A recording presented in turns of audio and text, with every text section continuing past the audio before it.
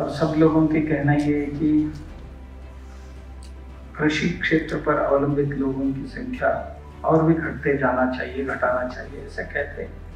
कितना तथ्य है मालूम नहीं। और हम ये भी सुनते हैं कि खेती में सुधार और भी होना चाहिए। जो हुआ है, जो अच्छा हुआ है, जो अच्छा होता रहता है, उसके साथ कुछ अनर्थ भी आते रहते हैं, उसकी भी जिम्मेदारी हमें ही लेना पड़ता है। जिस तरह से बताई जा रही है कि ये फूड सिक्योरिटी है, ये केवल इन्हीं चीज़ों से हो रहा है, वैसा पूर्ण सत्य नहीं है, वो अर्ध सत्य है। स्वतंत्रता के बाद थोड़ा बारिश कम होती गई, आधा फसल बारिश में ही चली जाती थी, वो बच गई। जनसंख्या जैसी बढ़ती जा रही है, वैसे जो बंजर जमीन था उसको उपयोग में ज़्यादा से ज़्यादा लाया जा रहा है लोग। और तीसरा, स्वतंत्रता के बाद जितने भी कैनाल्स, डैम्स बनते गए, उसकी वजह से एक एक फसल लेते थे तो वहाँ दो दो तीन तीन फसल लेने लगे। और उसके साथ साथ टेक्नोलॉजी जो आया, उसका भी योगदान इसमें है। इस तरह से हम फूड सिक्योरिटी तक पहुंच गए। इसका मतलब ये नहीं है कि हम केवल रासायनिक खादों से या पेस्टिसाइड से ही सब कुछ प्राप्त किया। ICAR की रिपोर्ट है, 14% किसानों ने ही सिर्फ इनको हासिल किया है, बाकी लोग तो अपने ढंग से ही चल रहे, ऐसे भी हम सुनते हैं। फिर भी आने वाले दिनों में जो तंत्रज्ञान है, इसका इस्तेमाल करना चाहिए। ये करते करते हम किसान लोग, जैसे आज रामवीर जी ने सबको यहाँ पर आमंत्रित किया, वो हजारों लोगों से मिले रामवीर जी, कि हर किसान के जो नवाचार है उसके बारे में उन्होंने सुना, देखा। उनको लगा कि ये सब तक पहुँचना चाहिए, सब लोगों तक, सब किसानों तक पहुँचना चाहिए।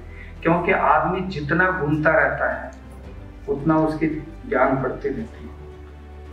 हम जाएंगे नहीं, देखेंगे नहीं, सुनेंगे नहीं तो हमारा ज्ञान में वृद्धि नहीं होगी। और दूसरी, जब तक हम हमारी इंद्रियों को पूर्ण तरह से खुली नहीं रखेंगे तब तक ज्ञान अंदर नहीं आएगा। हम हमारी संकुचित भाव को थोड़ा सा विस्तारित जब तक नहीं करेंगे तब तक हम किसी भी प्रकार के ज्ञान से अवगत नहीं हो पाएंगे। और दूसरा, बात कम करेंगे और सुनना ज्यादा करेंगे तो हमारी ज्ञान बढ़ेगी। क्योंकि जो बातें हम कर रहे हैं हमें भी पता है और आपको भी पता है, और जो बातें औरों को पता नहीं है वही बातें हम करेंगे तो अच्छा रहता है। और दूसरी, जिनको जो पता है हम थोड़ा सा बात कम करके कान खोल देंगे, सुनने के लिए ज्यादा समय देंगे तो बहुत बड़ा ज्ञान का भंडार हमें प्राप्त होगा। जीवन का ये सिद्धांत है, हम कम बोलेंगे और ज्यादा सुनेंगे तब ही ये प्राप्त कर सकता है। ऐसे एक बड़ा काम देश के इधर जो आप लोग बैठे हैं, आप लोग यदि आपको अवकाश मिलेगा तो हमसे भी 10 गुना ज्यादा प्रयोग किए हुए लोग आप बैठे हैं।